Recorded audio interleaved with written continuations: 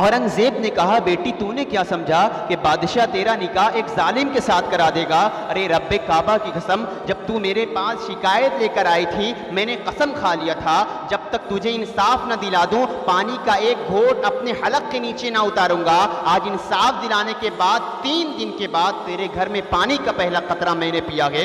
जब उस लड़की के पंडित बाप ने मजहब इस्लाम का ऐसा इंसाफ देखा तो सारे जमाने वालों को मुखातब करके इरशाद फरमाया, अरे औरंगजेब ने मेरे घर के जिस हिस्से में सजदा किया है मैं उस हिस्से पर अपने हाथ से मस्जिद तामीर करूंगा। और गंगा किनारे आज भी वो धरारा की मस्जिद मौजूद है और क़यामत तक अपनी शान के मुताबिक वो खड़ी रहेगी। लोग कहते हैं कि औरंगजेब ने मंदिर तोड़कर मस्जिद बनाया। अरे हमारे फ़ुक़हा इरशाद फरमाते हैं कि जिस ज़मीन को छीना जाए, जिस पर नाजायज़ कब्जा किया जाए, उस पर हमारा सजदा ही अदा ना होगा, ना ही तो हमारी नमाज होगी। ये बिल्कुल प्रोपेगेंडा है।